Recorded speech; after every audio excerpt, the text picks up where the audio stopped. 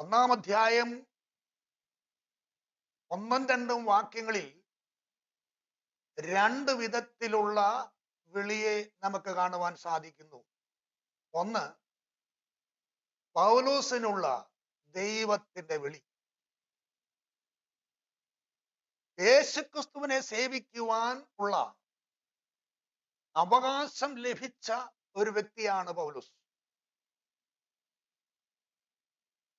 പൗലോസിന്റെ ദൗത്യത്തെ കുറിച്ച് അവിടെ പറഞ്ഞിരിക്കുന്നത്